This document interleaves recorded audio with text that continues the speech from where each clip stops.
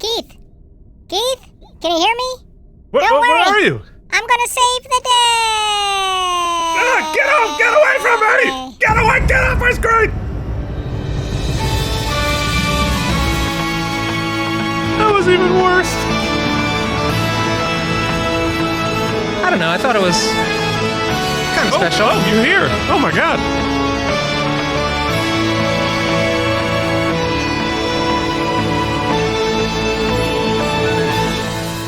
What's up, everybody? Welcome back to Keith and Mike Watch Deep Space Nine.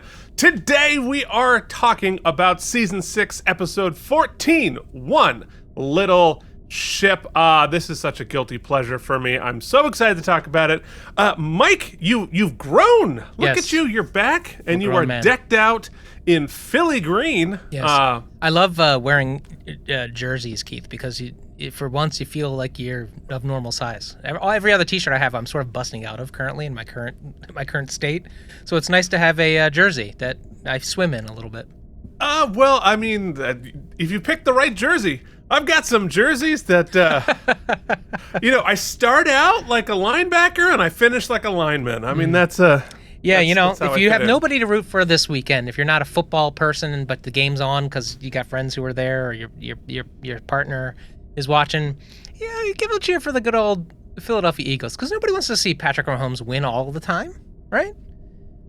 Yes, and look, and I say this as a Giants fan, so I have hated the Eagles with a fiery passion. Yeah, fair. most of my life. Definitely rooting for the Eagles. I'm happy for Saquon. Yep. I really hope he gets it. He is such a good dude. Having a historic individual to see a position just for context, right? This guy plays a position which in the past couple of years, this sports league, NFL, decided it's not important anymore. So they stopped paying these guys. They started doing running backs by committee. It's not sort of one main guy. They sort of just phased it out, right? Yeah. And the Eagles doubled down on this star player who another team just kind of decided, we're not going to give him any money. Team. Yeah, Keith's team. And he's having a historic season. So it'll be awesome to see him cap it off. But for the first time, Keith, and I can't even believe I'm going to say this season does not feel like a lost season if we don't win the Super Bowl. Like, it feels like we overcame a lot. The coach has proven me wrong on a couple of occasions. We really, I think, slayed a lot of internal demons as far as an organization is, and I think that we're set up. We have the second youngest roster in football. I think it's all roads ahead are looking pretty good. Mike, I'm a little concerned that you're maybe not Mike. Because that is not a Philadelphia fan statement at all. Are you sure there's not a tiny little person pulling your levers from inside? Oh, don't get me wrong. Your meat puppet? There will be. It's not going to be fun. This is why I'm not going to any sort of Super Bowl party. I have to be locked in a padded room so that I don't hurt nothing or no one. So. You'll note the invitation is not in the mail. No. Watch it with me. No, don't. You're not. No one is invited. My sister's like, "Can I come over?" I was like, "You can come over." But I don't know how engaging I'm going to be. Anyway, so this was a fun episode to watch. I wasn't able to get the stream up this week, but you can still join us at patreon.com/KNM and watch me watch it. I was expecting something different, and I think it will be fun to discuss what it was. I also want to say, as always, I also want to say, last week was a fiery episode. I think it stirred up a lot in a lot of us, ourselves, and a lot of our viewers. A lot of the comments we got this week were direct messages. And I don't tend to, we kind of have a policy not to share those directly unless it's on a public forum.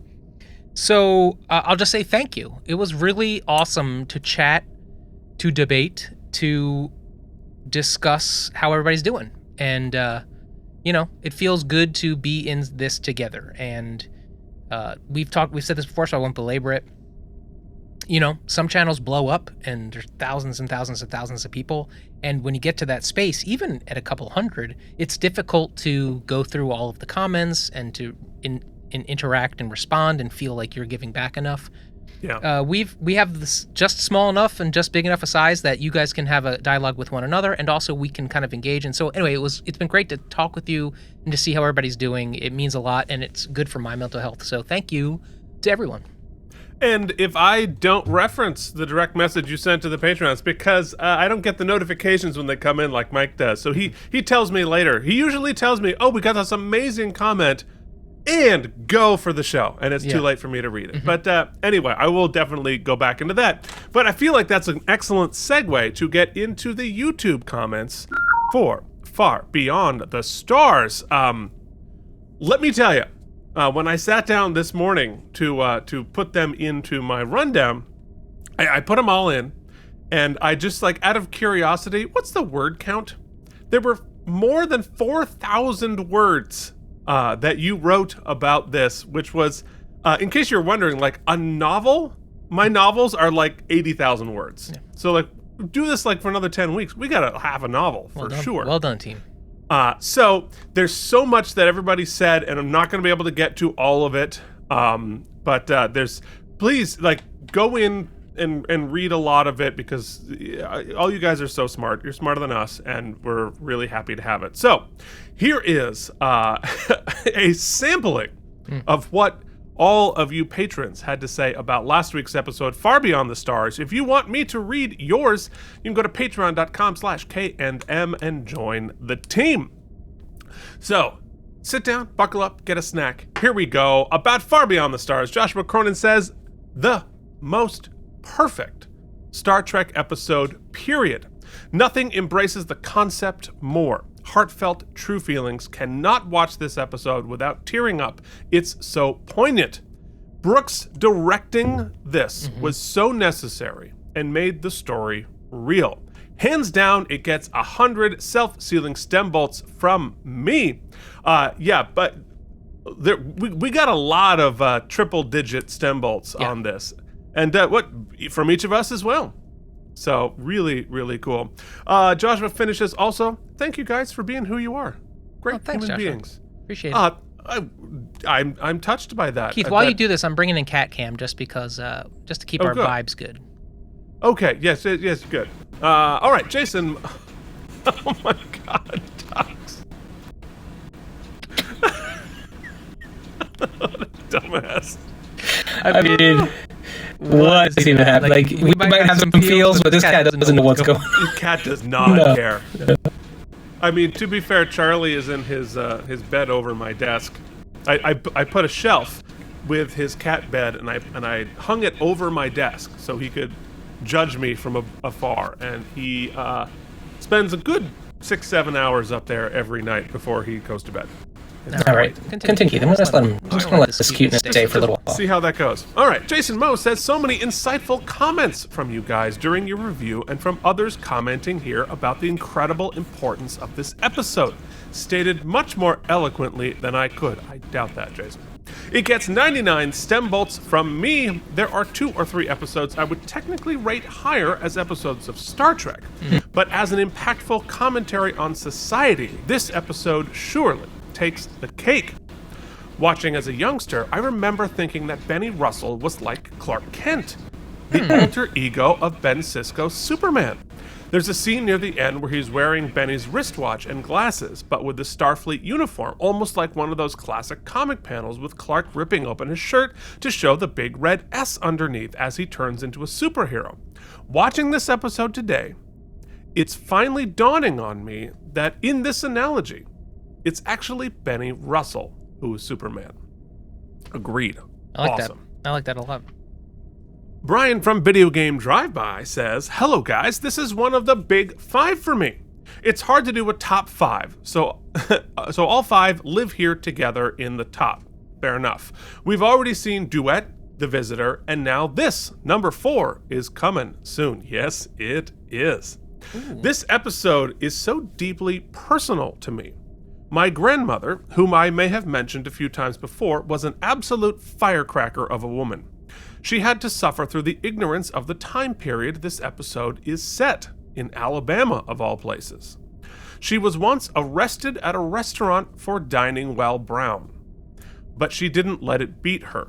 She kept fighting alongside other figures from the era, and I'm so proud to be from that legacy in my family in light of some of the more awful legacy I have on the other side of my family. Yeah, man, family legacy is complicated. I've talked about this a lot with my therapist, right? Like, our family shapes us, but we are accountable for exactly one member of our family, and that is us. Brian continues, my grandmother loved science fiction and was probably why my dad was such a massive closet nerd before I came along. She unfortunately passed shortly before this episode aired, and I wish she could have seen it. As such, this episode will always hit me harder. As for the actual content of the episode, I have 0 notes. I have nothing I can say to alter my perception of a flawless episode. This is Star Trek in the purest sense. 100 out of 100. Yeah, absolutely. Hat tip to your grandma. For sure. It brings up a great point too, because I think that to give an alternate reality where everything's hunky-dory now, we solved it, we fixed it, is not very satisfying, right? I mean, that's escapism in its purest sense, but here they show a future where these things are possible, where addressing these problems is possible. And then in this episode, you frame it as such that it's possible, and we can work together to get there, but also it does not forget where we came from and what was. And I think that's the needle they threaded in this episode. That was really powerful. And absolutely. I mean, Star Trek tells a story where equality and fairness and justice is winning the battle. Not that the battle is done, and that it is winning the battle precisely because it is aware of the struggle that preceded it. It is aware of the fact that it hasn't always won the battle and hasn't always carried the day, and that is what is motivating continuing to fight the battle. And you're exactly right.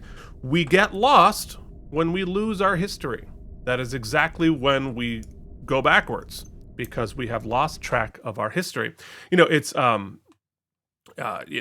Brian, your grandmother going through the experience of being arrested for dining while brown, it's like, is exactly why that history is so damn important. I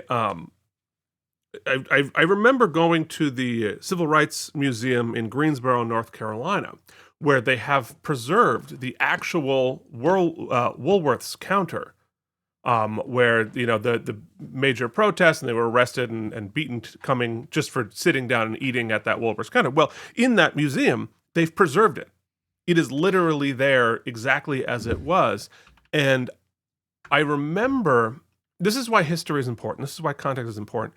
And this is why sometimes like artifacts like that are intensely important, because it's not a hypothetical, it's real.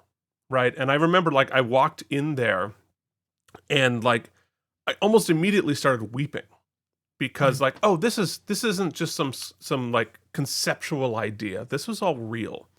And happened not necessarily in my lifetime, but in the lifetime of my parents. So it's pretty stark and pretty great. So we need to remember folks like that and celebrate folks like that. I've lost my ship sounds. Yeah, me too. I'm trying to figure out why that is. But all right, Mike's working on it. I do know why. It's because the cat freaking muting everything. Hold on. Tuck's wandering around, hitting your soundboard, muting things. I wanted to make you the small again, because that was funny. All right. Kevin Miles says, first off, I love you guys. Oh, Being 65 plus, I grew up in the early 60s and can tell you firsthand that things have gotten better.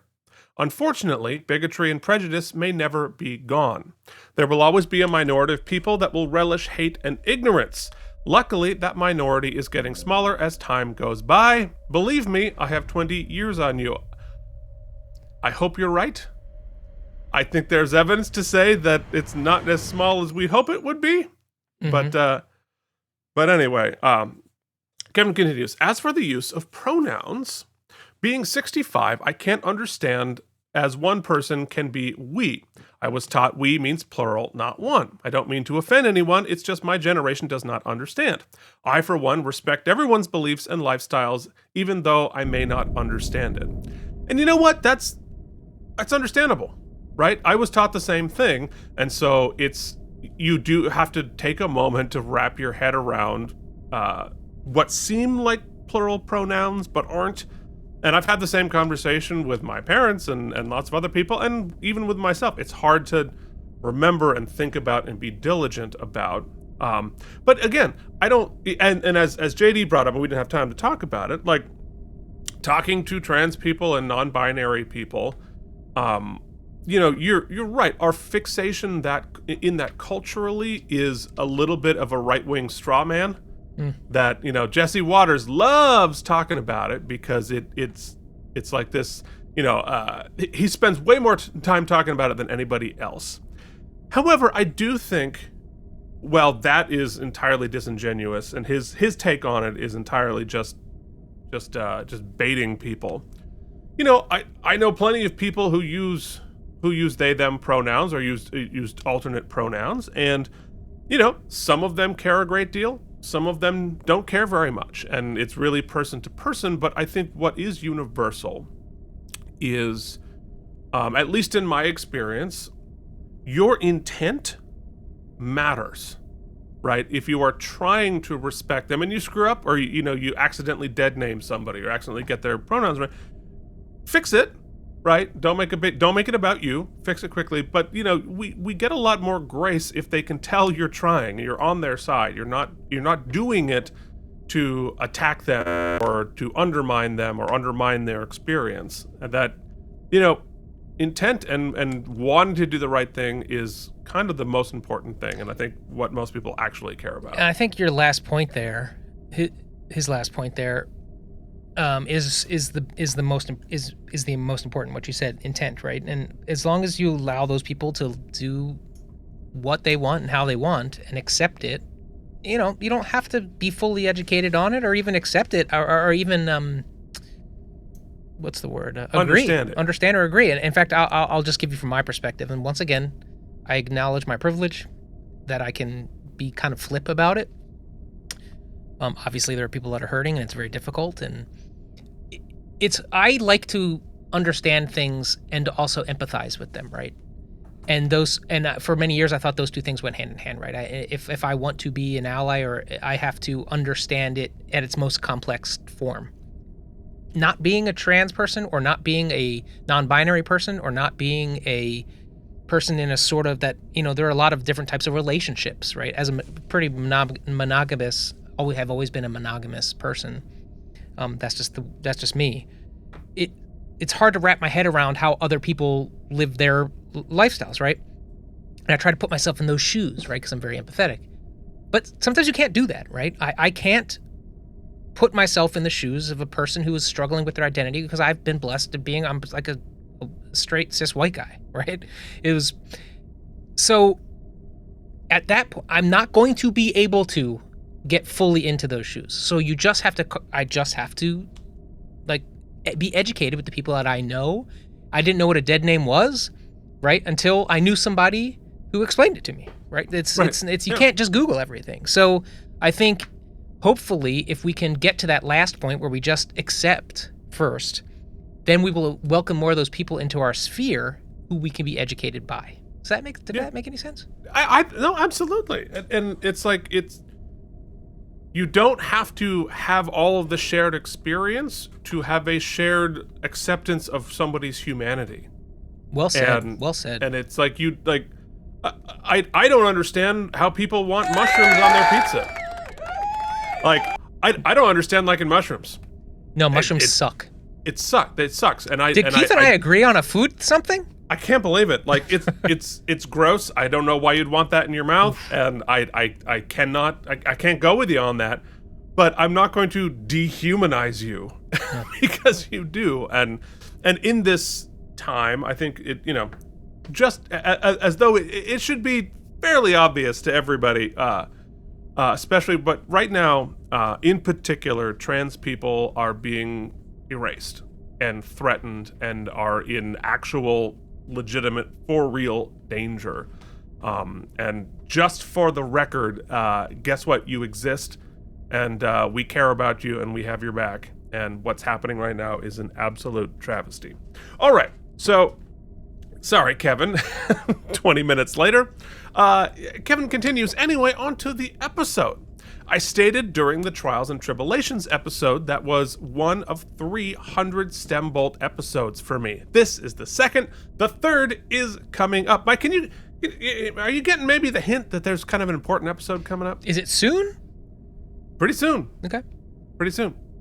At a con, I was helping out, and I briefly spoke with Avery Brooks about this episode. We're going to have Kevin on at some point to tell all of his Star Trek convention stories, because he met everybody and had a relationship with everybody. It's amazing, just the wealth of knowledge in Kevin's head. Kevin continues. He stated that he was very fortunate to have this episode on his resume. I thanked him for the episode and for this wonderful work. Then he went on stage. Thank you for letting me be a part of your wonderful podcast. We're really glad to have you here. Yeah, for sure. Carl Fisher says, 99 stem bolts from me, not 100. It was a wonderful episode, and I appreciate that all my quibbles are small quibbles. I don't like the flirtation with a Newhartish-like ending. Is Sisko dreaming of Benny Russell, or is Benny Russell dreaming of Sisko? It just seemed like a tease that we knew wasn't going to go anywhere. At least Newhart committed to their ending. I was captain of a space station. Nothing made sense in this place. We all wore our pajamas to work. These aliens take the appearance of my friends and family, and they live in a wormhole, but they aren't worms. But my oldest friend had a worm in her belly and doesn't want to live in a wormhole. Then the Taylor was really a spy. Go back to sleep, Benny. That's funny. Odo's I don't know that I agree. I kind of like the ambiguity of it. I think it works. I do too. I don't mind the ambiguity, especially because on Deep Space Nine, with the Prophets, we have certainly entered a world in which linear time and linear story, and we are one thing, we are another thing, and those things are not mutually exclusive. It's kind of part of the show. So I don't mind the ambiguity, but I totally get why one might. Mm-hmm. Odo's Bucket says, this episode is peak Star Trek for me, injecting a little sci-fi into a story that makes us take a hard look at ourselves, and it's still relevant to this very day. I get emotional every time at Benny's monologue because I can see as the years of belittling and denigration finally bubble over into frustration and rage in a man who is exhausted from having to work harder than everyone else in order to achieve less. Incredibly well put. One thing that always stood out to me is how Benny acts when he is around his coworkers. He's typically soft-spoken and reserved. Contrast that with the ease of conversation and jubilation we see him experience in the diner or singing on the sidewalk. As a gay man, I can relate to knowing your audience aspect. Knowing which environments to engage in and which ones to hold back in is very real from a safety standpoint. Code switching, right? Is that kind of and just toning yourself down so as not to make yourself a target, to not be threatened. And honestly, Odo's Bucket, I think that it is an incredibly important point, an incredibly salient point, but also an incredibly important point for specifically me and Mike to hear. Mm-hmm. Because as you said, as cis straight white dudes, there is no environment where we are not welcome to be all of ourselves, right? And so we have not had that experience and need to be continually reminded and continually diligent about remembering that not everybody is walking into a room with that level of freedom and that level of confidence. And it's just good to keep in the back of our head that is what's happening. So thank you for that. I had a conversation this week with a friend, and I'll try to summarize it because it's just salient to this point. We were talking about he's a gay man, and it as to another patron's point earlier, yes, most gay men don't have to, are not required to live completely closeted to keep up a normal lifestyle, right? To have a job and, a family.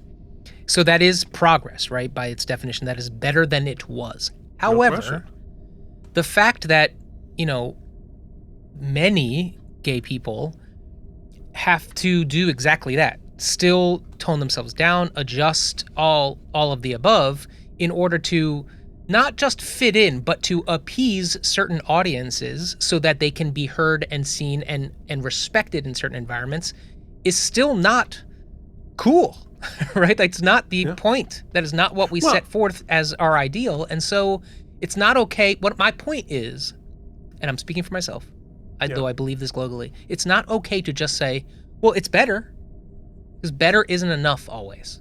No. Well, and I think that the change that has happened, and again, not speaking from personal experience, but speaking from the experience of people immensely close to me, right?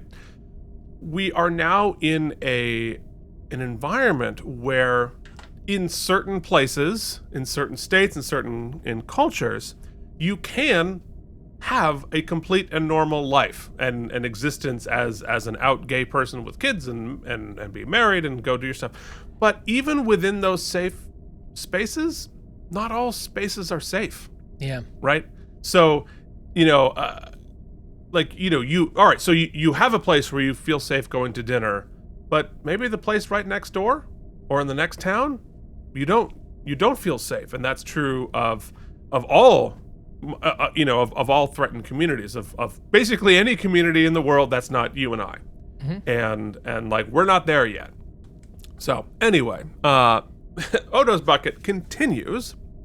The fact that Pabst, Odo's character, almost immediately threatens to call the police when Benny raises his voice is a testament to that.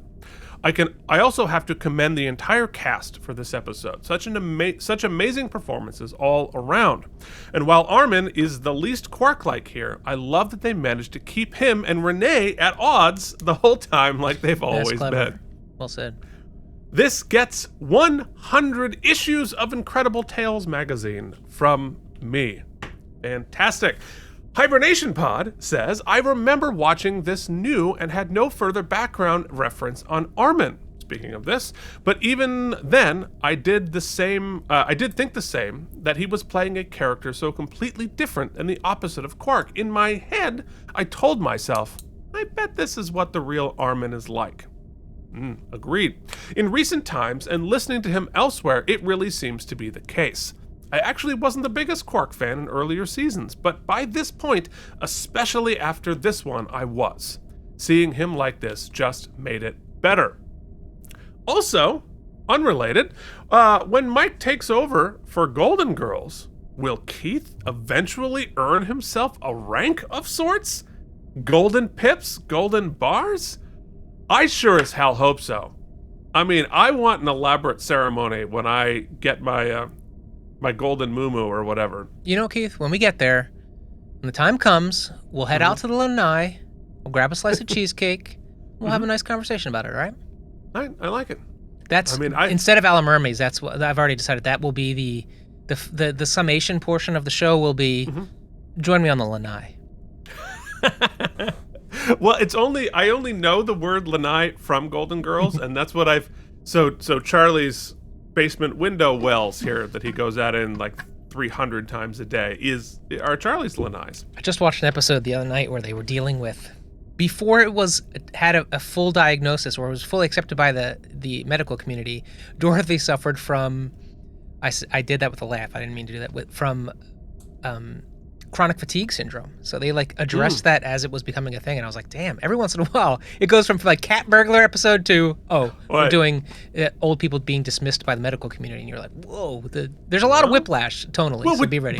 But which is that's gonna be the fun part. Yeah, that's gonna be the fun part. The fun part is that we're their age when we get to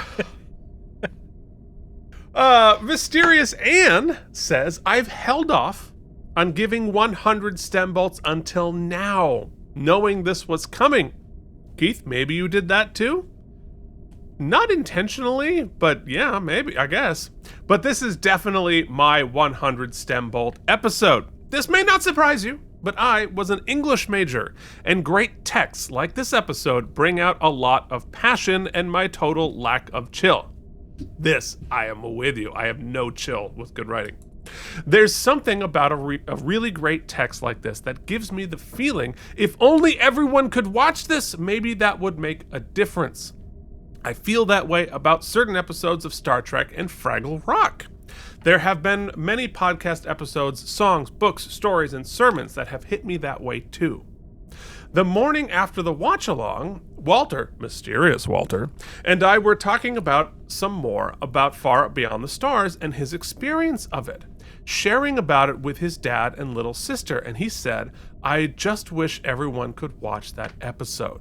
Hearing him say it rather than just saying it or feeling it myself made me realize how important the theme of the power of ideas is to this episode. And there's even more than I can explore with my kids about different forms of resistance, including creative and artistic expression. Yeah, I mean, ideas are more powerful than any army. And that's just universal truth. Anyway, Walter binge-watched Strange New Show. Hey, that's us! On Sunday, while working on a story he's writing, and I saw him hit subscribe, which made me happy. We love you and appreciate you guys. Thank you for being you. Walter, thank you for subscribing. That's awesome. Thank you for pushing back against the tide of subscribers we lost after last episode. Yeah, you know what? So be it. Whatever. Oh, I am not sad about that. I'll take the quick second to say, listen, I think everybody hopefully does their part, whatever it may be it a podcast, be it writing a novel, essay, screaming out the window, whatever your thing is, you're doing your thing, right?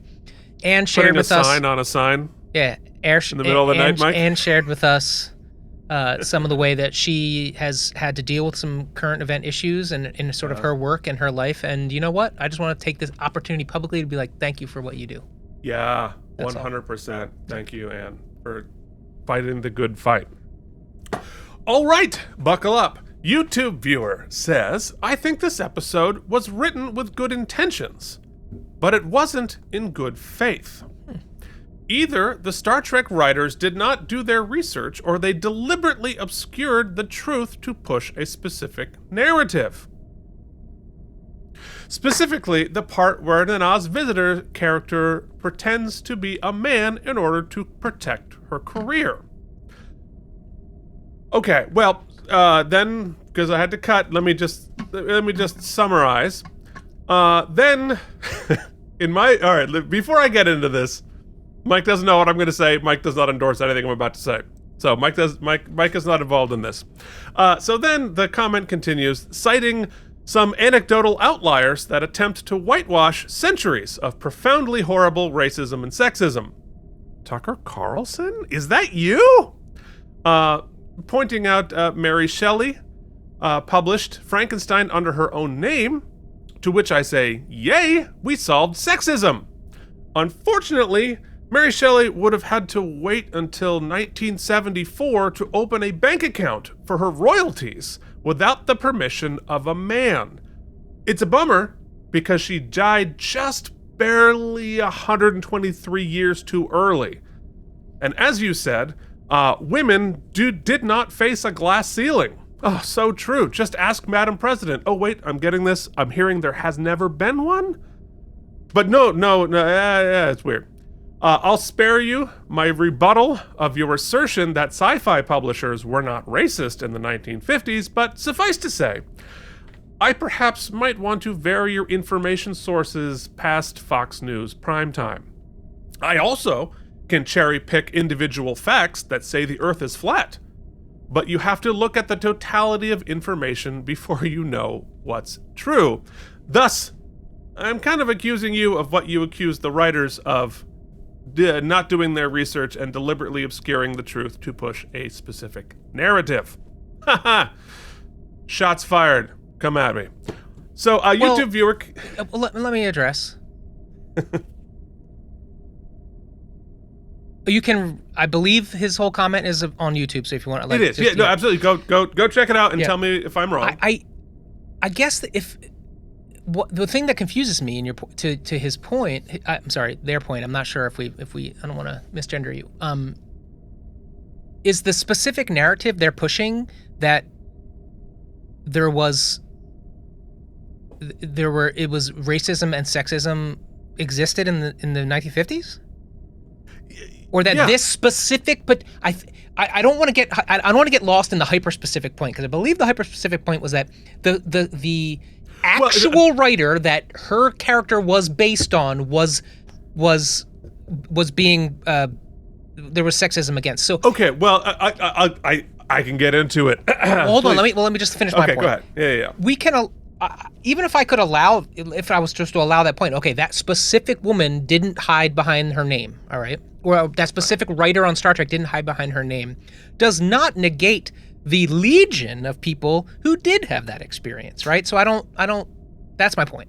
Yes, and you're absolutely right, and that's what I mean about cherry picking anecdotal outliers to put forth a false narrative that makes white people more comfortable, right? Yeah, that's what we're doing in our country, in our world, But I think you can also have like as far as the Trump thing, because clearly where we sit on that fence, I think it.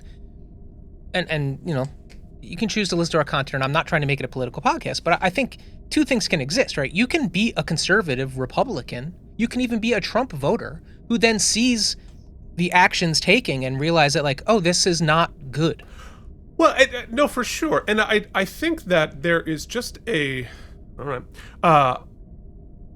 cherry picking of individual anecdotal things and intentionally ignoring the tsunami of the rest of the facts and pretending that because I found this one thing, that Mary Shelley published Frankenstein under her own name is the proof that sexism in publishing didn't exist, while ignoring the tsunami of other sexism in publishing and in all other parts of society. And the same thing with a black writer in sci-fi and blah, blah, blah, blah, blah.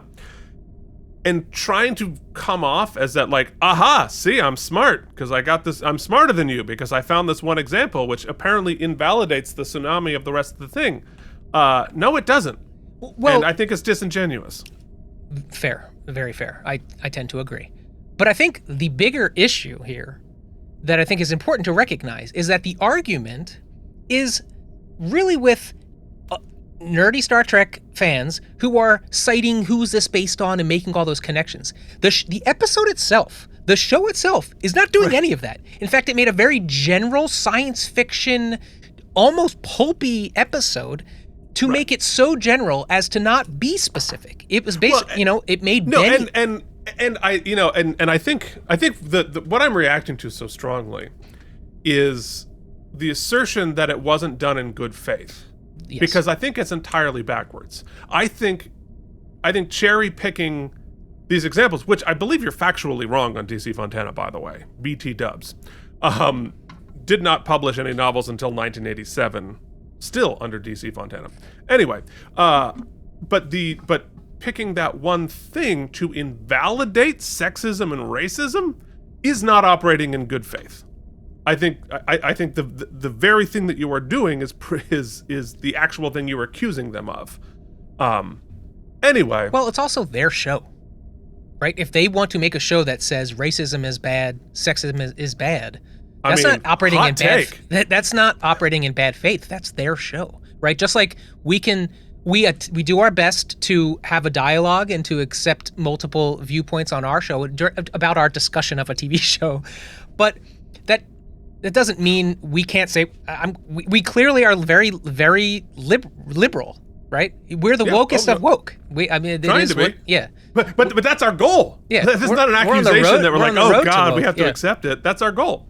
Anyway, but it's I think it's operating in incredibly bad faith. In the same way that Ron DeSantis and the Florida Department of Education saying that, well, because slaves learned some skills, maybe slavery wasn't so bad after all. Right.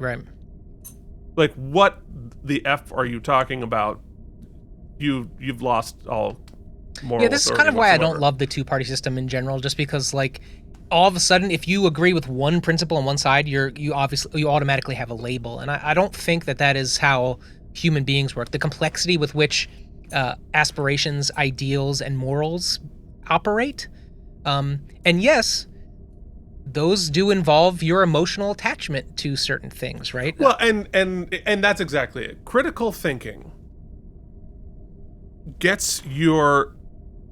critical thinking means you take your emotion from the facts.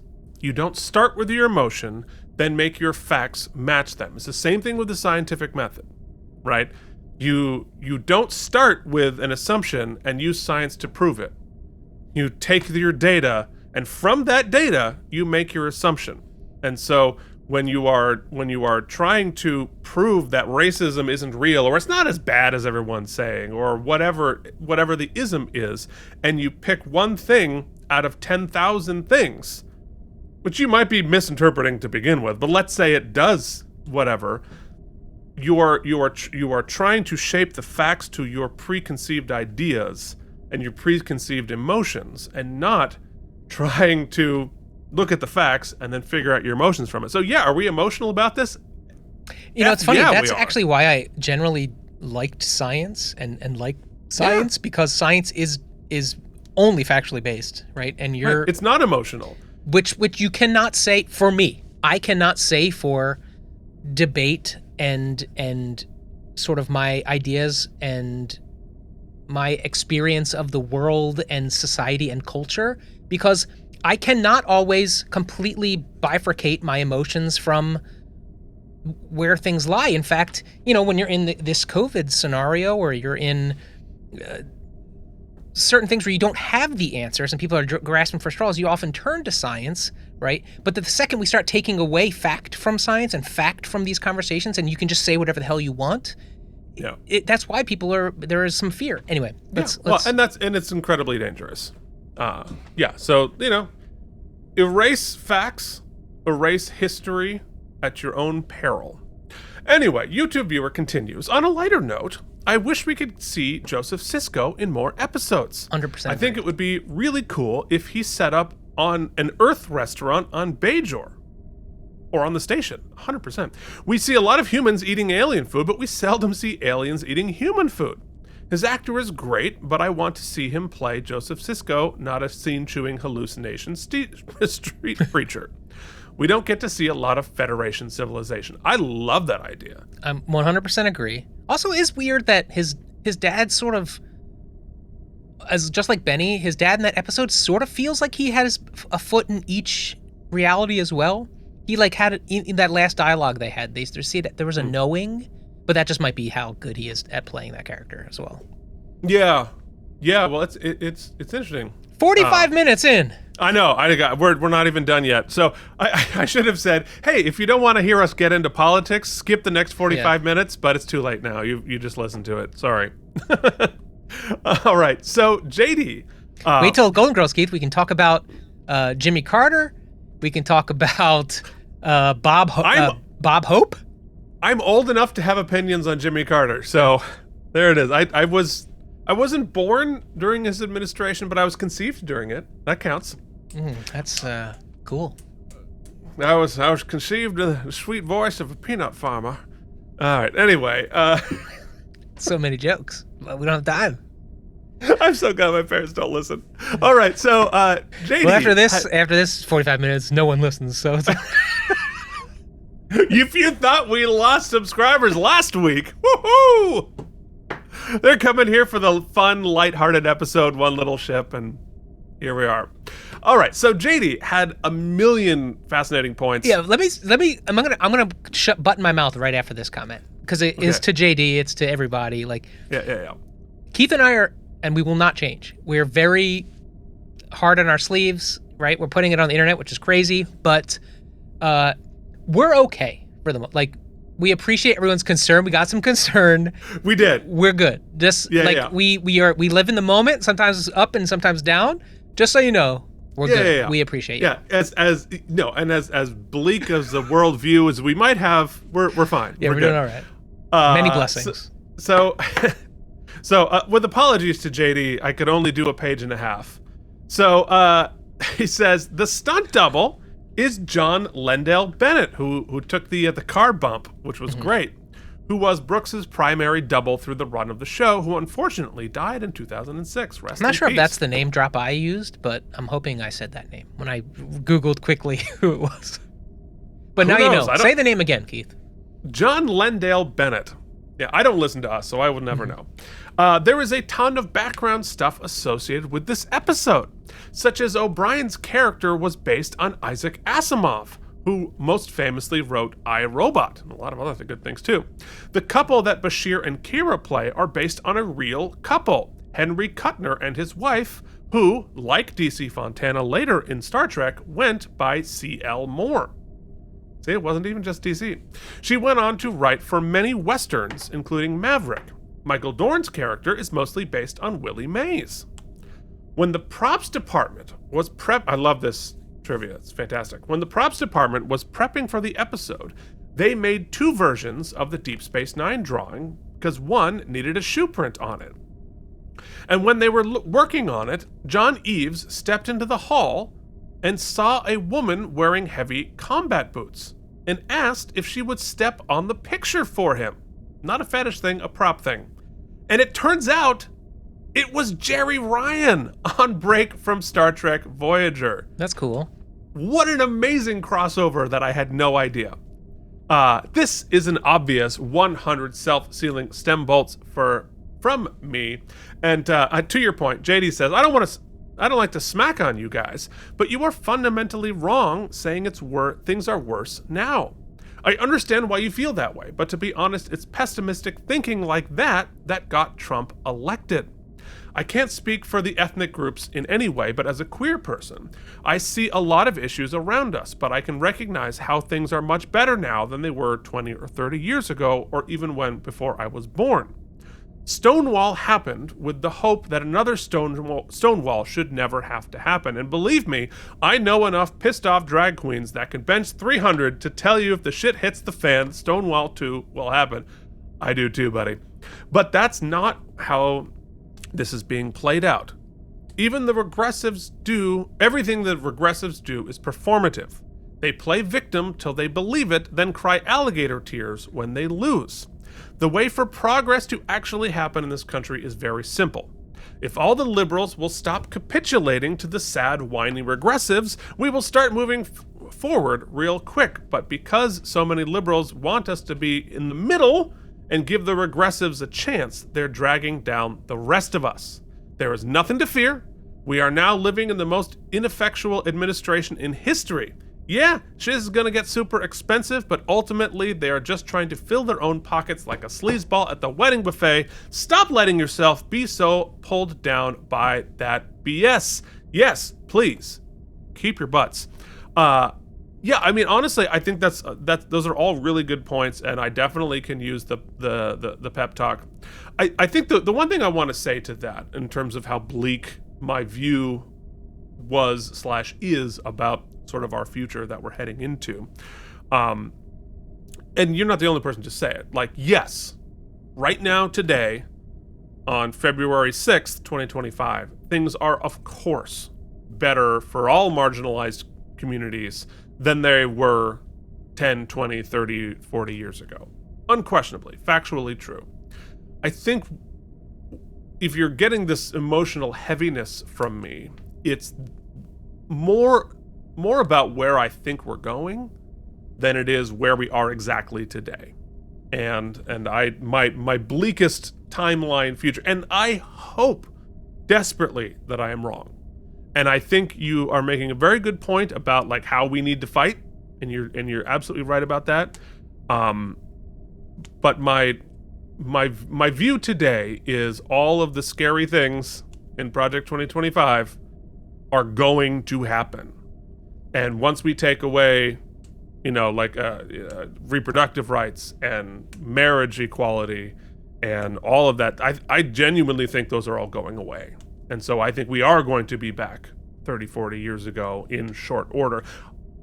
I hope that I'm wrong. I really do. And I believe I think everything you said was right, JD. I really do. But I'm sort of looking into the future, and my question to the Ezra Kleins, who I listened to his whole podcast about like how ineffectual they are, and they want us to believe that they have more power than they do. I agree with all of that. My question is, actually, practically, for real, who is going to stop them? Who, not who's going to, who can? Genuinely, who's actually out there who's going to... The 6 27-year-olds who have all of the computer passwords? Yeah, I mean, like you think it's going to be the courts? I don't know. They rule it illegal. Everything's illegal. What are they going to do? They're going to be like, okay, it's illegal. Stop us. I don't know. We'll see. I hope I'm wrong. Anyway, that's where... But all of that, good advice. Keep your butts anyway. 100%. Keep your butts anyway. DC says, this is an easy 100 self-sealing stem bolts. I'll never be able to put into words how great this episode is, and it has a special place, and the special place it holds in my heart. As a black kid growing up in Chicago, I watched Next Gen and then Deep Space Nine weekly with my parents, but never with both of my parents, usually due to other priorities. It was always just one of them watching with me on Saturday evenings. But this one was different. It's the only Trek episode I've ever watched with both of them at the same time. While there is nothing surprising to me in this episode, they just knew it was an important hour of television to share with each other. We talked about it for almost an hour afterwards and how great it was. Now, decades later, it's a shame how relevant this still is. What a beautiful story. And like, I think there is real value in sharing this together with your family, with your parents, I'm sure, who have a personal context with this and this story and this time frame that maybe you or I don't have. You have a great deal more context than I do, but just from the age standpoint, it's great. And honestly, one of the things that I am so grateful for is that not Deep Space Nine, because we sort of scattered by that point, but most of Next Gen we watched as a family going 3 generations. We went to my grandparents' house and we watched it there with my generation, my parents' generation, and my grandparents' generation. And we watched them all together. And that was a really something I cherished for sure. I'm just like kind of moved by, I see intrinsically the value of an episode like this, and it spoke to me. However, to hear so many of our community who are people of color or people in the queer, gay community, LGBTQ, the whole rainbow. Yeah, it actually doesn't stop after LGB, weirdly. And feeling comfortable enough to to speak share about their that experience and share that with us is really moving, and I appreciate y'all. And we, that's all. Like the fact that people feel comfortable sharing that, especially in this time, I take as a tremendous honor. Mm-hmm. And I very much appreciate it. And lastly, and I can hear the world cheering, Alan T. Gurton, not because it's Al T. Gurton, it's because we've been going for almost an hour now. More than an hour? Jesus. No, we're recording an hour. We've been on an hour. Yeah, all right. It's all going to get there. We'll definitely put in some timestamps. Alan T. Gurton says, I'm getting the easy part out first. 100 science fiction stem bolts from me. I watched Deep Space Nine over the air when it first came out, but never revisited it until after I rewatched Voyager and discovered your podcast. Are we the reason you rewatched Deep Space Nine? That's fantastic. Excuse me. I've always loved the show, but just never made time for it. This episode, however, made a lasting impression on me, and I could vividly remember every detail about it. It is honestly one of my top 3 Deep Space Nine episodes, and definitely one of my top 10 of any Trek series. I recently finished the Star Trek Coda trilogy, and the last scene in the last book, Oblivion's Gate, is Benny thinking about the world he created in his mind. The idea that he couldn't get published but remains vivid and true. It got me in the feels just as this episode did the first time. I watched it again and again in the rewatch. And it was not lost on me how very prescient and timely this episode has become. I didn't want to rehash your thought-provoking discussion prior to the review. That's our job, and we did. But I read news just this morning of certain state legislatures, emboldened by Herr Fuhrer's attack on the others, are introducing bills to reverse much of the work to recognize and support equality done in the past 3 decades. A rant could continue, but this is not the place nor the time. You literally, I just did that rant. But like, yeah, I mean, this is exactly what I'm talking about. This is exactly it. Alan finishes, "Thank you, Keith and Mike, and fellow Star Trek fans, for celebrating and discussing this important work." Yeah, I mean, the feedback, you guys and your thoughts are the best part of the show. There's no question about it. And really, really appreciate that amazing discussion. Feel like we could go on for another 72 hours, but we'll do that next week. But thank you, everybody, for writing in on last week's episode. Lots to think about, lots to feel about. I got a lot of thoughts, a lot of feels. But I think it's time to talk about Deep Space Nine Season 14 I wish it were Season 14. That'd be amazing. Season 6, Episode 14, One Little Ship. Talk about a completely different palate cleanser of an episode. It aired on February 18th, 1998. The top song, it was so good last week. I can't wait to hear more of it. It's Nice and Slow. Usher's Nice and Slow. What do you got, buddy? It's just like this episode, nice and slow. And in this case, slow means long. No! How dare you, sir? How dare you? Oh, we're gonna fight. The top movie was Titanic, still in its 10th week. Can you believe it? Mike, what was on TV tonight? Gave a couple highlights. Buffy? Dawson's Creek was starting its first season. Dawson's Creek was just starting. Can you believe it? But it was going up strong against Beverly Hills 90210. Party of Five. We had all the teen angst was happening. The Drew Carey Show was a hit. Dharma and Greg still a hit. And Keith, another person had a new show debut, all right, who was on a former sitcom. Oh, do tell. Okay.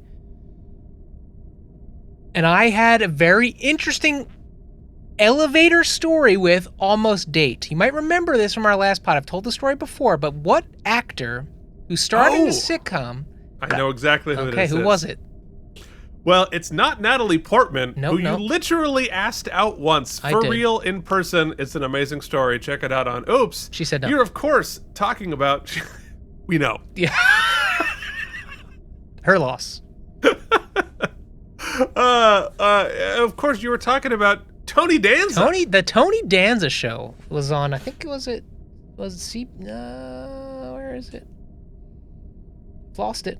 But the Tony Danza show was a thing for some amount of episodes. There, yeah. What was Voyager doing? Voyager was doing Prey, the sequel to Hunters, starring the legendary Tony Todd. Okay. As one of the Hirogen. Jillian and I just watched all of the Final Destination movies. Also featuring amazing cameos by the great Tony Todd. One Little Ship was directed by Alan Croker, who last directed, a little episode called Sons of Anarchy. Kidding. Sacrifice of Angels. And this was written by David Weddle and Bradley Thompson.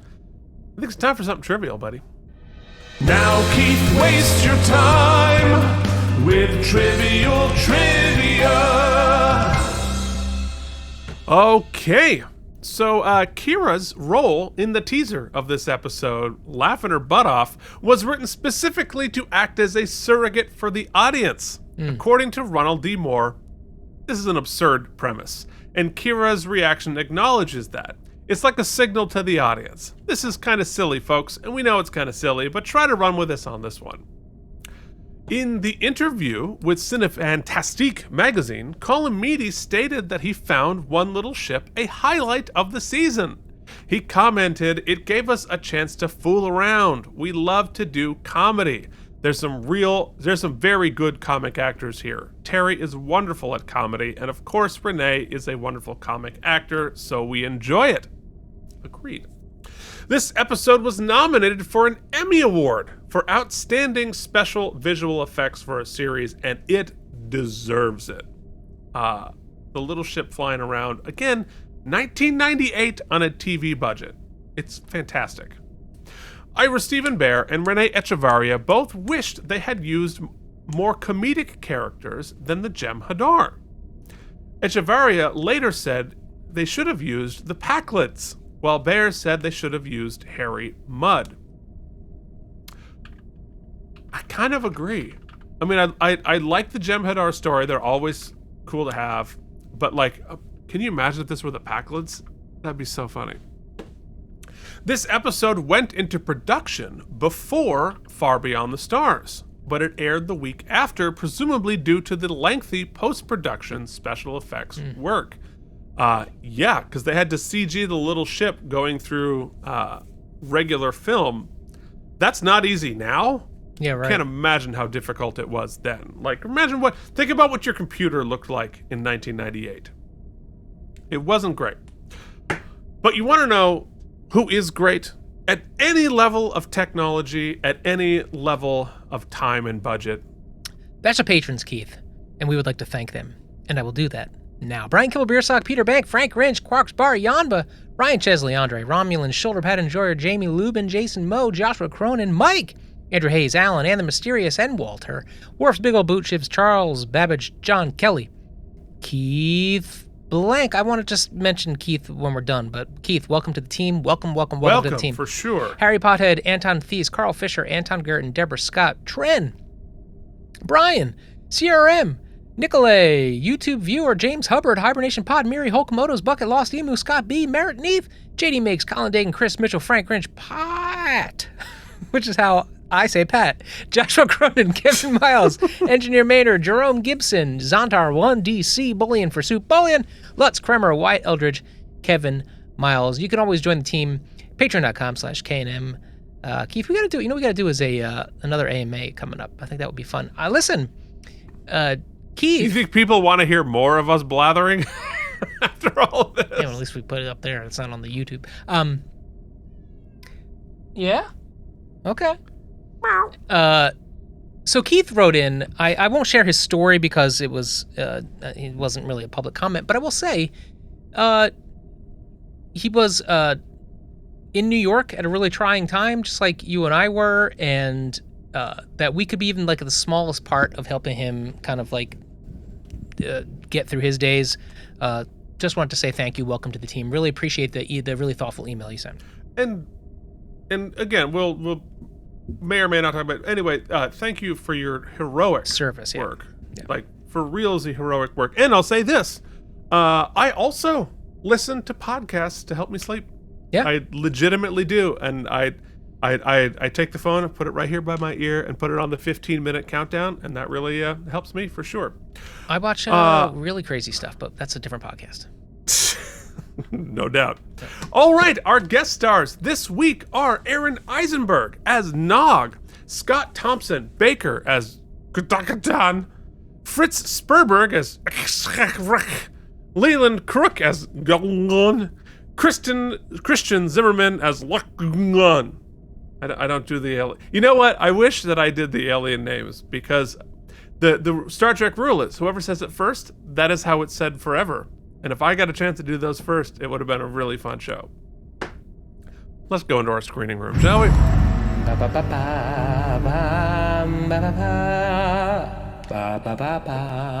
Keith eating Chinese food and pronouncing Jem'Hadar names is shockingly similar in sounds.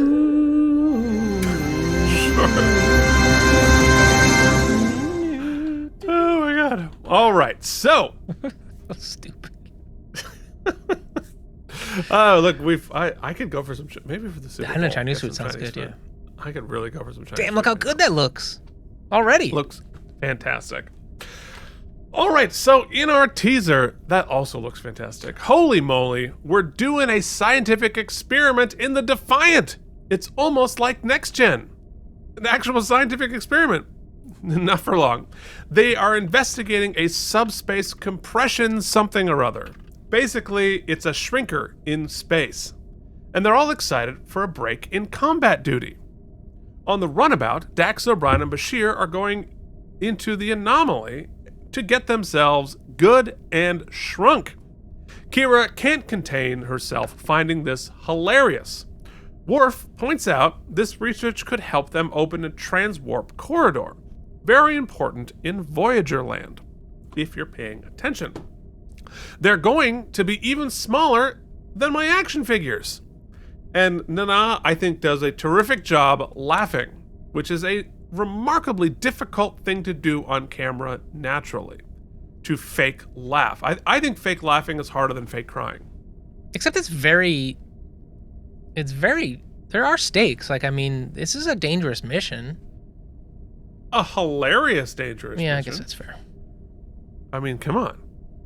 Dax tells Worf she's excited about the poem he's going to write about this experience. You know, those Klingons. They love their poems and art. So the Rubicon starts to shrink, but our heroes don't feel a thing. Now they have to close the shades on the runabout so they don't get hit with gamma radiation. O'Brien is nervous and Bashir teases him, of course. But then, Mike, something goes wrong. Hard to imagine something might go wrong. And the Defiant is suddenly under attack by the Gem Hadar. They can't raise their shields when they have the Rubicon as a tractor beam, which is why they get their butt kicked so fast. So the tractor beam fails, of course, sending the Rubicon deeper into the shrinker. So they go from action figure to micro machine. On the Defiant, they've gotten their butt kicks and are being boarded by a bunch of Gem Hadar. And that is our teaser. And I was like, that is a fantastic teaser. Yeah. Because we've set up, the ship's already been taken over, and our heroes are a little micro machine. Mm-hmm.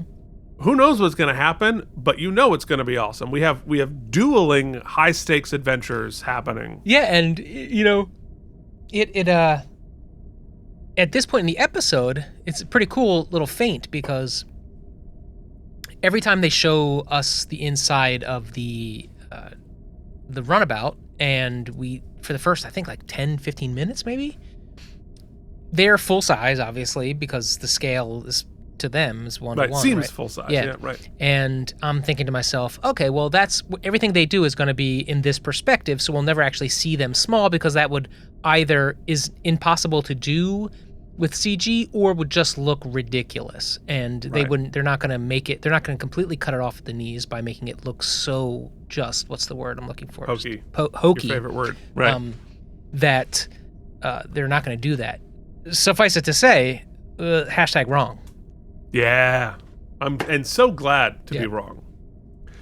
So in Act 1, our mini-heroes wake up on the damaged runabout.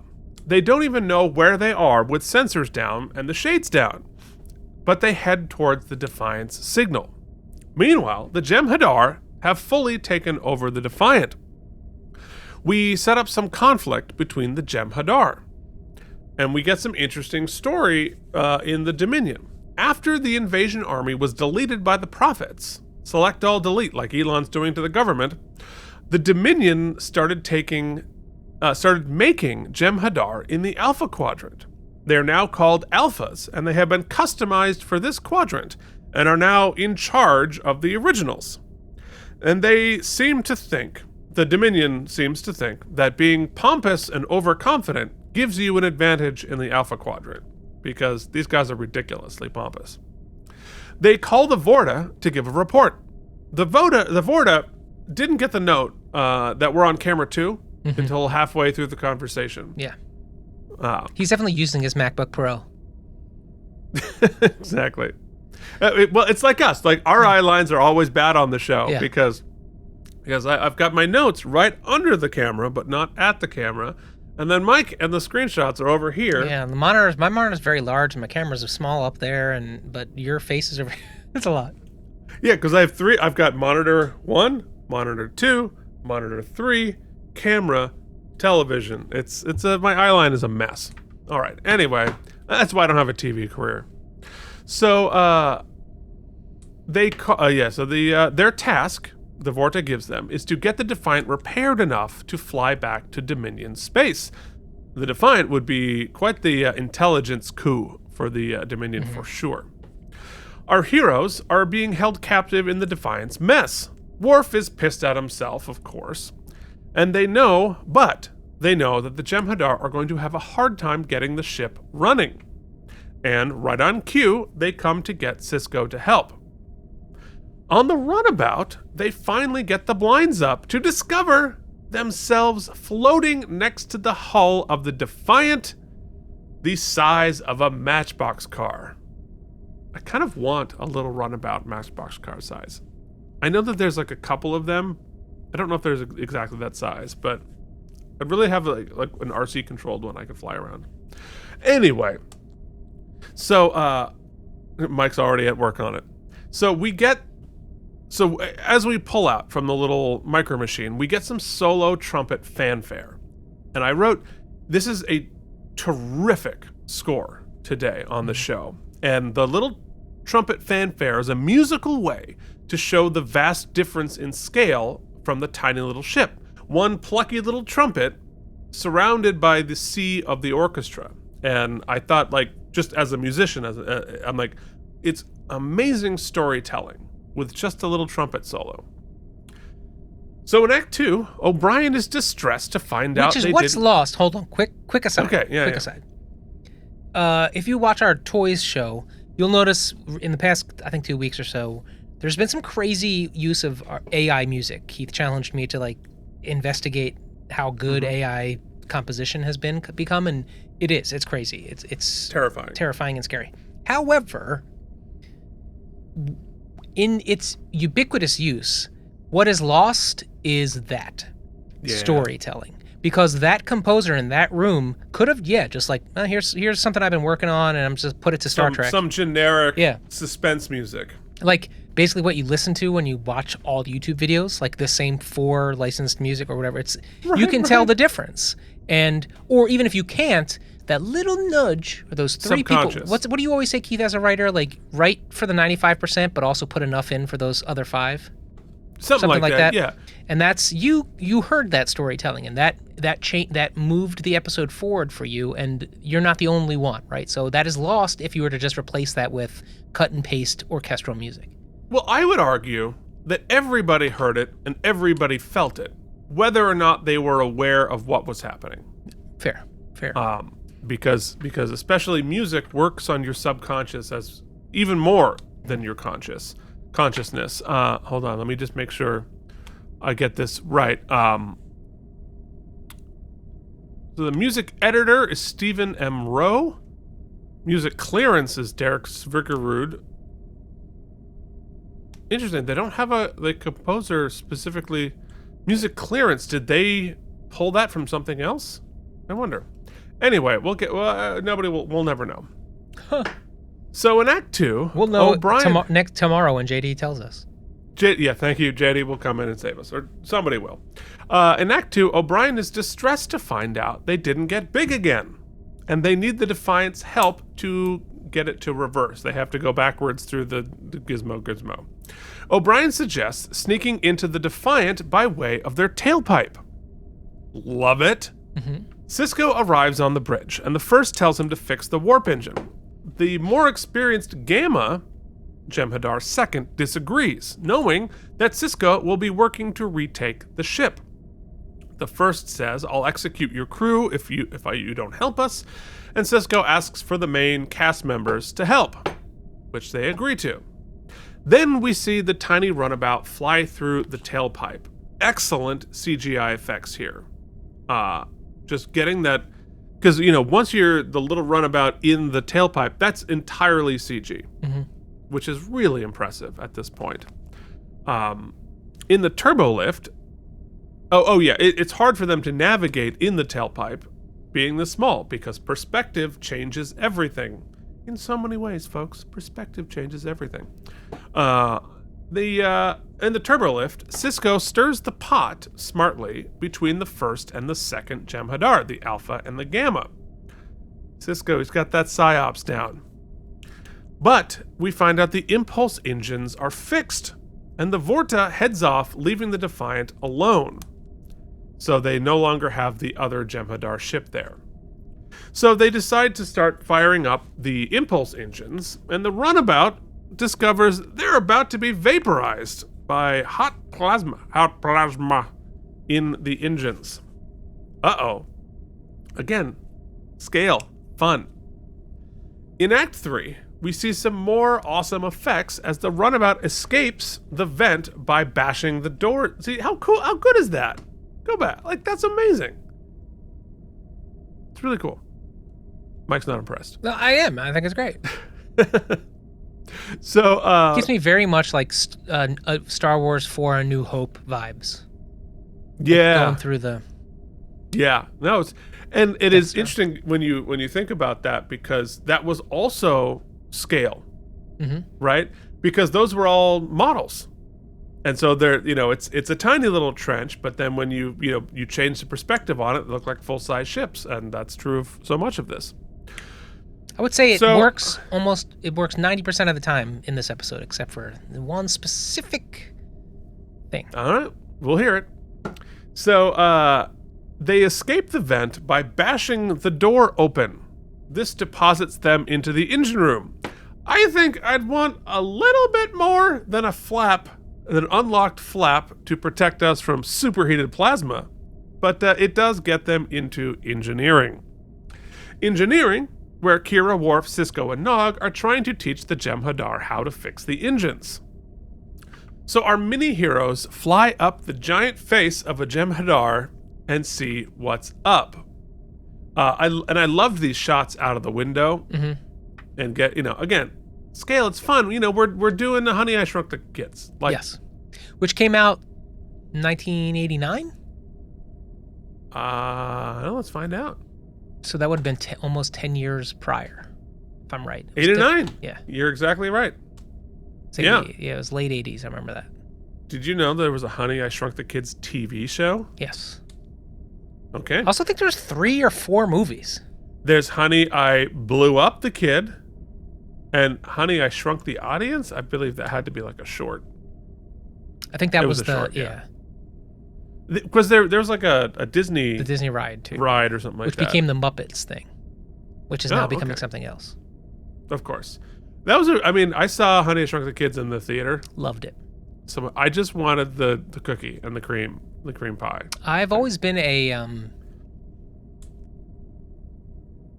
I was a hungry child. Still am. my God. Oh, Rick Moranis stan. Who isn't? Yeah.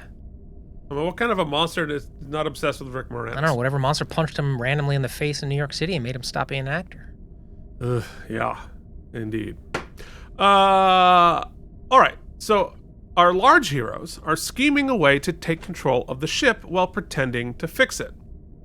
The tiny ship flying around them while they do this is too damn fun. I also think there's a cool storytelling element here. I would say the miniaturization thing is a bit of a sci-fi trope, right? So I think the clever things you see in this episode that are different is really neat. Like, I think one game I love a lot. It was kind of critically panned, but there's a game called Watch Dogs, which is basically what if Grand Theft Auto but sci-fi, right? And like computers and hacking. And one of my favorite things to do in that game is you can sneak away and like infiltrate one camera, hack into this camera, and then access all the other cameras around the city. And like, so if I'm trying to I can then use those different camera feeds to see what's going on so I can sneak around the building, right? I love that kind of stuff. This episode sort of predates it, right? I love that the small team gets access to all the cameras and narrates to us the problem solving that's taking place in real time, like watching our heroes and they're calling out the plan of what they think they would do. I just thought that was so clever and really neat to see. It made you maybe also think of a game. I would love to play this as a video game. Oh yeah, great story. And to be flying around like first person in the little ship, going around trying to sneak around. That sounds so much fun. How do we not have that? Just like the entire game is you're a little person in a little ship. You can get out of the ship, you can sneak around, but you're just sort of sneaking around like giant things. I will say, I'll call it out now. All right, let's hear it. Despite the fact that they kind of tell us up front, it's a laugh, and you kind of the tone and the vibes of the whole episode is very much this is just kind of like a fun romp, right? And I think Right. I think it succeeds. Let's point it out, because here's in the meat of the episode, there are no true stakes because you don't feel like anyone is in peril. Even our team who's kidnapped and our small team, which is like potentially trapped as small forever, you know neither of those things is going to play out. And generally the show does a better job at still creating emotional stakes that you feel some sort of peril. This episode never really gets there. I don't think it's true. I don't know how they would fix that, but I will say that it is the one thing that you're like, yeah, I never feel any sort of Peril. Well, it's interesting because like the stakes are there. I mean, Yes. they're planning to blow up the ship and have everybody die.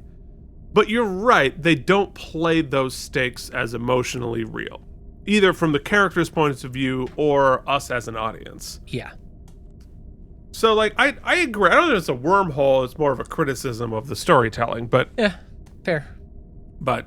yeah, I think it's fair. But I also, like, we had such intense emotional stakes. Mm-hmm. I don't mind. It's a let me up match in wrestling. And they parlance. do, they do other fun things. I think that, we'll talk about it later. I'm getting ahead of myself. All right.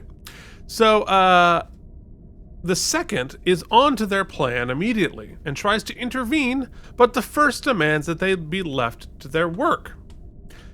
This allows the baby ship to start heading for the bridge when they fly through a closed door just in time. So, for me, I love like, okay, we're hiding under a table, we're waiting for somebody to go through the door, we're gonna zip right through when somebody goes through the door. Like that kind of like problem solving. I want that video game. I want to play that video game. So, meanwhile, in Act 4, Kira is still slow playing the Jem'Hadar, but they're running out of time. If they can't retake control, they're going to destroy the ship, as of course they'd have to. Meanwhile, our little ship follows the Jem'Hadar first through the Defiant, and he continues to think that the Alphas are better than the Gammas. The guy's a jerk. I don't like this Alpha Jem'Hadar. I love that they have the Gamma Jem'Hadar just like basically calling the shots, right? So you have two parties, right? You've got the little people, and you've got this Jem'Hadar who are just like, this is what's happening. They're scheming. Just kill them. They're scheming. Everybody knows the plan except for this guy. Well, I mean, it's like, how many war movies do you have? Like the grizzled vet who knows what's up, Yeah. and then they have some young officer come in who has never done anything, and he's like, "Don't do that, kid. Don't do that, kid." Okay. So the runabout is waiting on the ceiling for someone to open the door to the bridge, but nobody is walking by. And another thing we learn about the artificial gravity on the runabout. The runabout generates its own gravity, which we know, because otherwise they'd be floating away whenever they're on the station. But it's independent. So you have the gravity on the Defiant headed this way, so they can be upside down, stuck to the ceiling, but they're still right side up from their perspective. So much perspective here. Yeah, we're not there yet, but when we get to the talk about like air molecules and stuff, like I think that's all really clever science stuff too. Great science stuff. So in engineering, Cisco sets a trap. The ship will blow up once it reaches warp 1. Back on the little ship, they hit the door pad with their own nose and fly under a table. Loved that. Mm-hmm. So fun. The problem is, they can't reroute something from here. And we realized the something, because I didn't miss it the first time, is the command codes which allow them to take control of the ship in the engineering, which is what Naga's trying to do and failing at, that they're going to solve that problem. So in order to do that, they're going to have to fix it inside the circuit. And they're going to need to beam in some of their own oxygen so they can breathe within the circuit, because the oxygen molecules they're breathing are also smaller and they would suffocate in the real air. What a great shot. Come on. So they beam into the circuitry, Honey, I Shrunk the Kids style. This so cool. Awesome. But then once we get into the machinations of it, like we are teetering on the precipice of Hoketown, USA. They're like, get me a couple of tubes, some lights, and like this is like we would make this with this is basically Wrath of Niner almost. Right? Like we're so close to Wrath of Niner territory. I don't think it goes there because they kept the geometry very circles and squares, right? And didn't, but like look at some of these diodes, right? Like the lights work, but then once you get to the big tubey thing, which is just clearly like a vent thing, it's close. It's close. Okay. Yes. Agreed. Like if there was the Franklin Institute Museum, right? And they're like, oh, this is our Star Trek Deep Space Nine exhibit. Bring your kids, they can play and touch stuff. This is what you get. No, the Boston Science Museum. Best science museum in the world. Yeah, Philly has one they still have it. It's called the Please Touch Museum, and it's a museum based entirely to be tangible for kids. Ooh, dangerous. Yeah. Anyway, all right. So yes, I see your point. I agree with you. However, I'm going to counter that slightly by pointing out that the way you make something feel more authentic and more real and more, tangible on screen is to add detail, right? To really get in and have the creases and the lines and the details and the circuitry and the lights. Well, the problem is when you zoom in, you lose detail. So like, this, when you're looking at something small, like this little micro SD thing, from this perspective, it looks super detailed, that kind of stuff. But if you zoom in, they're just flat little squares. And when you zoom in on detail, it's not detailed anymore. All right. That's what I'm saying. Okay, cool. Somebody back me up, damn it. All right, so they had done so well with the miniaturization. I was like, this is the one misstep in my opinion. But they had to do it, right? They had to go full 1-to-1. They go into the circuitry. They had to do it. It was so fun. Yeah, totally. I don't care. Plus, I think the element of the oxygen being thin and them suffocating towards the end is actually, that was the only time that I felt the peril a little bit. Yeah. However, I have a giant wormhole about that. We'll get there. So, they wander through a giant forest of computer chips. Bashir almost zaps himself on an open circuit. Great sound work in there. On the bridge, the first hands out the white. The first time we've ever seen a Jem'Hadar do it for themselves? Maybe I ask with a question. I think so, but I might be wrong. Don't even go down on there, that Mike. planet where they were researching. There wasn't a Vorta down there. There wasn't a Vorta. Oh, where they okay. crash landed. You know what I mean? Yeah. Okay, but that was But I think that was because the Vorta had been killed. This was sort of like by design. I think one of the small bit of storytelling we get here is, I think actually gives some import to the episode, is that we learn that when they spin up a new white facility or a new breeding facility, they make some alterations and they sort of phase out the old model. And so maybe they phased in, maybe they were like, well, we don't have enough Vorta, so let's make sure the new guys can do it. It's interesting. Yeah, you're right. It's good little detail there. So in the circuit, our Bashir and O'Brien are lost, partially because they're disoriented because they're running out of oxygen. Bashir helps O'Brien to focus. In engineering, it's looking bleak. They can't override something with what Bashir and O'Brien are doing. And what they're doing is moving light tubes around. And they need to phaser the last one to make it stay. They're about to pass out from lack of oxygen, but they're able to finish. And here's my wormhole.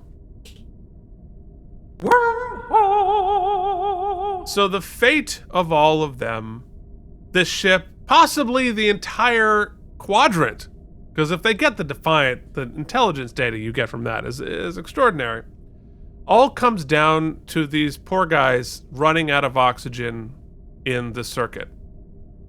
Well, they beamed oxygen on the first time. They have communication with Dax. Why don't they say, beep, beep, hey Dax, beam another thing of oxygen in? So maybe it'd be too much at that point. I mean, it's very when we're working at this scale, Keith. It's. I mean, we should have at least said like, oh, but that's the end of our oxygen reserves or something that, because otherwise, just like put more oxygen in, and then they don't. All of that peril goes away. This is what this reminds me of. It's Legends of the Hidden Temple. It's like one of those Nickelodeon shows where they're just like, they got these hokey things and they're trying to like Do you remember that show? No, you didn't have. Yeah, Didn't have cable. Certain analogies are lost on Keith. Utterly lost on me. Yeah, so because of my rural existence, it is a little bit. Oh, this water! It's not hot. Or deep cut for you wrestling fans out there. Oof. All right. So anyway, it works, and they've now got access to the command codes. The smart Jem'Hadar correctly suspects sabotage. But they're about to take off, blowing them all up, when what they need is a diversion. So the little ship flies in and starts an extended battle in engineering, shooting tiny little torpedoes at the Jem'Hadar. Real quick, AI upscale is bad a lot of the times, but when it's good, it's good. Like that's great. That's awesome. Yeah. And I love the whole battle here, shooting little torpedoes. I thought it looked great. I thought the work with the mini ship flying through the real world looked fantastic. It holds up. I don't see how they could improve it today. Every once in a while, one of us should get like a flesh wound. You know what I mean? Like the Jem'Hadar are supposed to be this like incredibly like bioengineered war machine, and they just don't. They just miss all the time. They never land a punch. They just miss. But, yeah, well, they're sort of the Imperial fighters. Yeah. You're like, oof, man. They look really tough. Yeah. Actually, I'll circle back to that though, because I think one of the big successes of this episode is I think we actually learn a lot about the Jem'Hadar and the founders by extension. Yeah, no, and the founders' inherent Achilles heel, yes. And that's their overconfidence, and they're now breeding it into their Jem'Hadar. Like they decided rather than, because clearly you have the technology to like brain F us, right? And to like get in there but instead of like really spending their time and making sort of war machine clones that they can completely control, they sort of take the shortcut in just making and bioengineering them and just letting them kind of grow up quickly, right? There's a lot of oversight, and inherently free will and agency kicks in, which lets hubris develop, and which creates conflict. Well, go ahead. And I would say it's not just their lifespan or free will that puts in their hubris. I think it's an extension of the founders themselves. It's like it's like our children, right? We create things with our own flaws and our own weaknesses. As if I created a cat who was addicted to diet soda and was a narcissist online. Well, yeah, but because look, they're like, should we spend the time to train them? No. We want them to happen real fast. So just enslave them. That's faster, and brings its own troubles. Yeah. Hey. And put in their overconfidence. Oh, yeah. Cat, what are you doing? Scratching up my couch. Oh my God, it drives me nuts.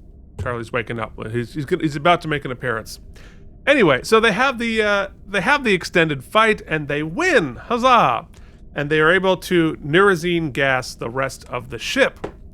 And Sisko, speaking to the smart Jem'Hadar, says he should have listened to you and killed me when he had the chance. And Ixnuk says he was a first. They don't need to listen. Obedience brings victory, and victory is he dies. Victory's death in that case. Then the tiny ship flies up to Worf, and Dax waves at him. Awesome. That's such a great screenshot. Great effect, and like a lot of actual compositing that needs to take place because the reflections and everything. Really good work. Yeah. Really good work. So they get home safe. Ostensibly, that's what we do on this podcast. So they started it, Keith. This is the proto Deep Space Nine podcast right here. Yeah, I mean, can you imagine what they would be able to do with like OBS and Photoshop? Oof, damn. Oh boy. So they get home safe, and they're back to be normal size again. And in Quark's, Dax wants to hear Worf's poem. And Worf says, "It's not finished. Please, just the first line." "All right, but this is my first poem." "I understand. I've worked very hard and long on this. I know. I do not wish to be ridiculed. I promise. Very well.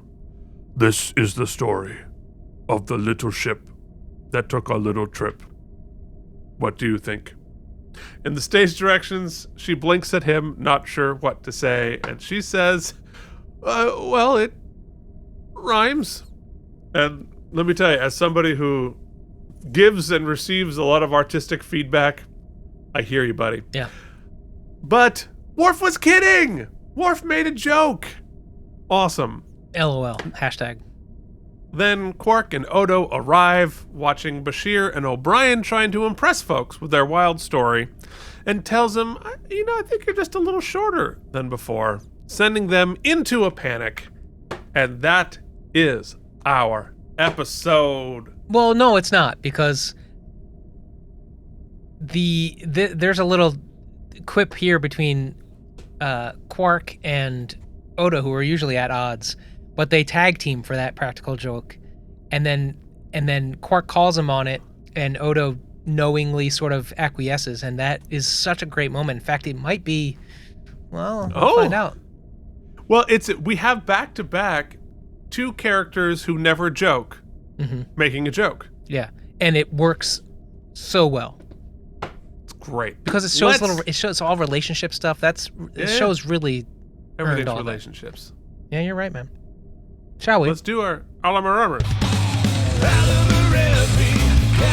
Join me on the lanai, won't you?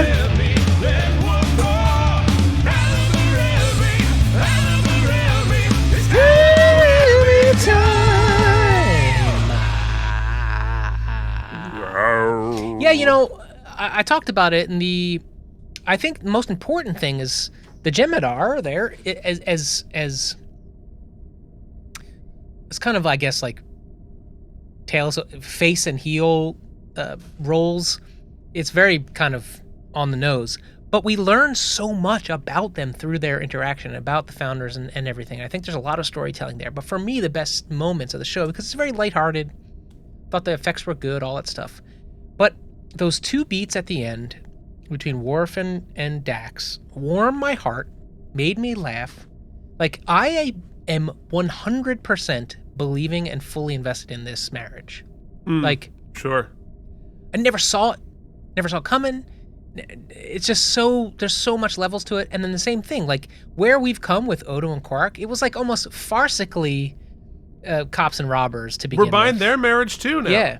And now I'm sort of fully invested. Odo wasn't even on the episode and yet comes in and like knocks one out of the park. 15 seconds. The way we wrap it up, the bookends of this episode, the way we set it up to let us know we're in good hands and we can kind of chill and just relax. And then when we close it, I just think are really effective. So I'm going to say, Keith, the bookend scenes, the teaser and the tag are my favorite.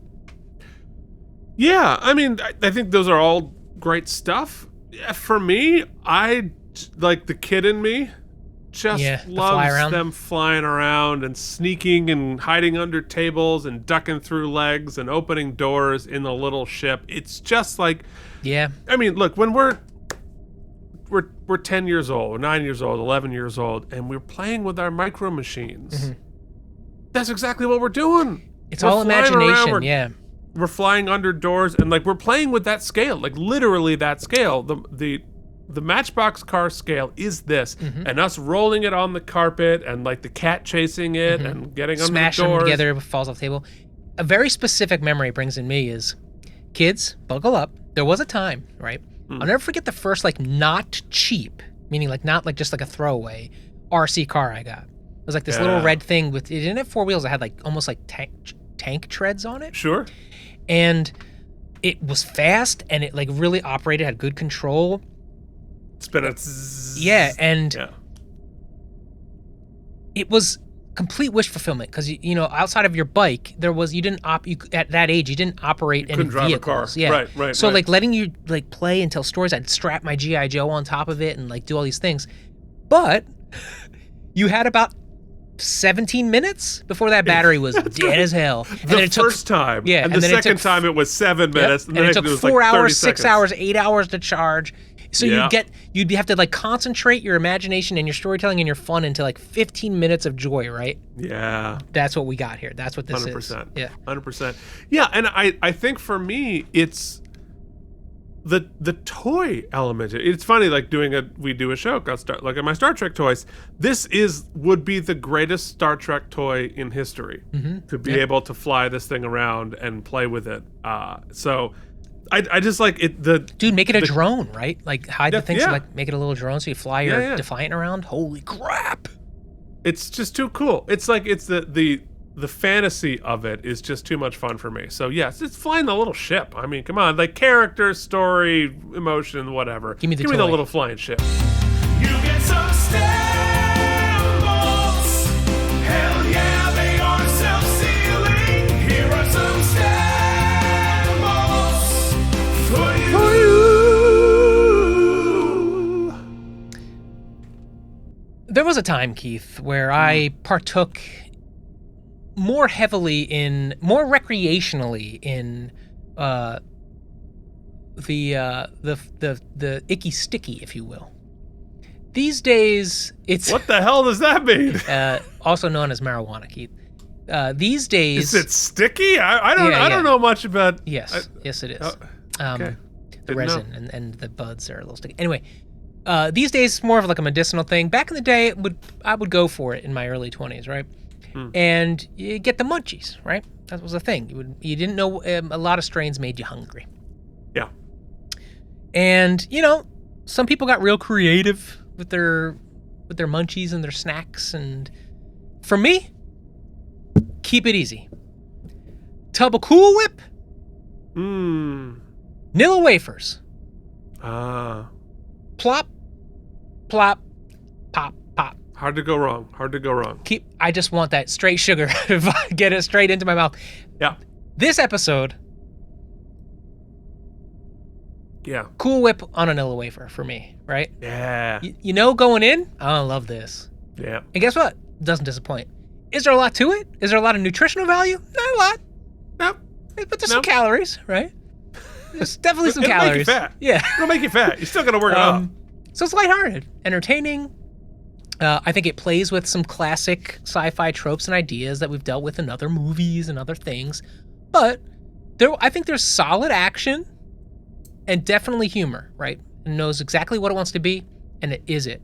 It's not deep or emotionally complex or challenging in any sort of way, and I think that's on purpose. But it embraces its premise with enthusiasm and dedication, right? They go for it. Nobody's pulling any punches. They're all dedicated and they all commit to it. And we talked about a couple episodes about committing to the bit. They all commit. Yeah. That's why this works. Like you mentioned, there's no way that the bulk of the graphic effects from the 90s should hold up as well as they do, but they do. It really works. And not only do they miniaturize things and have them fly upside down, but they use the effects not to just look good, but to increase the whimsy. I love me some whimsy. Them being upside down, Worf being big, all of those little visual nods. Yeah. It's all whimsy, and they enhance the character beats rather than supplanting them. I close my thing here with, though it doesn't offer the rich character work or thematic weight of DS9's best episodes, it's a highly enjoyable romp that balances tension and comedy, hard to do, with strong execution of a classic sci-fi concept. Oh, look at you. Yeah, I found it. You did. I know. Yeah. So yeah, I mean, I liked it.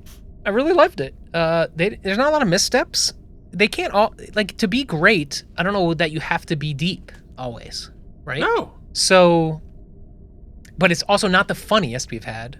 So anyway, it's more whimsical than laugh out loud funny. Yeah. Right. So of course now I see your challenge from the beginning. Like, it's hard to weight it, right? Like, because we don't have a bell curve here. So I'm just going up for my enjoyment level plus, like, juxtaposed with some of the other greats we've seen.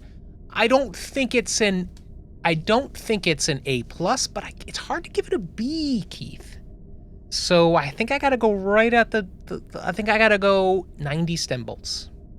90. That's yeah. crazy. I know it sounds crazy to say, but I don't think it's crazy. yeah. In fact, we're in the last 3 weeks. We were exactly the same last week, exactly the same the week before. We're only 1 point off this week. And yeah, I'm not going to belabor the point because we've been talking forever and I'm tired, but yeah. Also like, hungry. That talk of Cool Whip really sent me somewhere. I could go for a tub of Cool Whip. Yeah. I mean, it's really fun. It's a delight. We've had a lot of like weird body swaps and anomalies and that kind of stuff, especially on Next Gen. We did this all the time.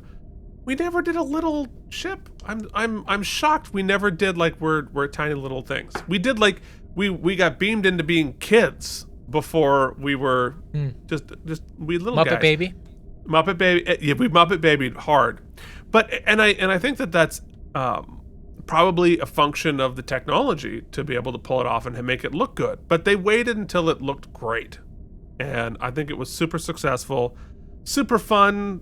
It's a delightful little thing, and especially after last week's episode, which was so profound and deep and emotional and heavy, right? This is a great little palate cleanser, and I think it serves that purpose really, really well. So it gets 89 self-sealing stem bolts from me.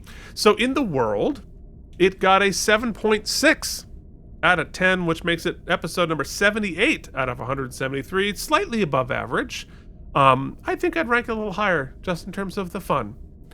Next week, we'll be talking about the episode Honor Among Thieves.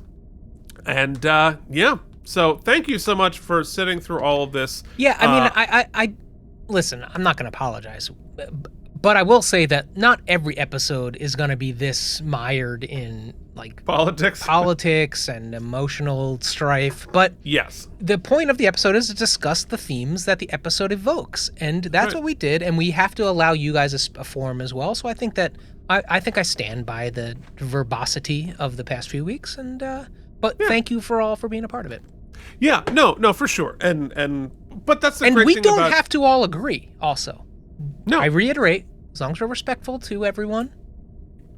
And, yeah, and if that's not your bag, yeah, it's cool. Most of it discussions happen during the feedback. So next week you can you can skip to the next chapter or whatever. Yeah. But look, that's what Star Trek is. That's what Deep Space Nine is, and it is an exploration of all of life. Mm-hmm. The big isms and the heavy and war and racism and the fun little souffles of sci-fi that happen, and we're going to talk about all of it. That's sort of what this is about. So yeah, no apologies for... Yeah, we went through COVID together on a podcast. That was about David E. Kelly's The Practice.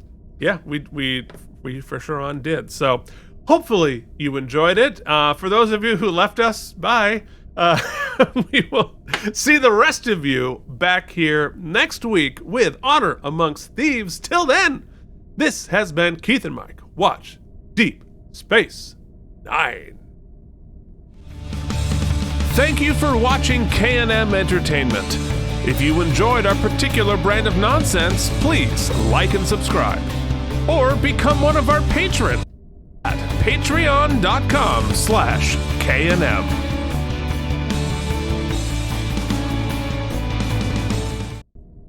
You ready? Ready.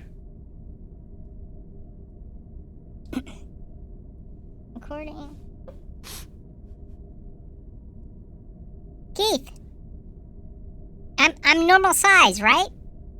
Wait, where are you? I can't see you. Keith, don't worry. I'm gonna save the day. Oh my god. Oh no, the sound. Do-do.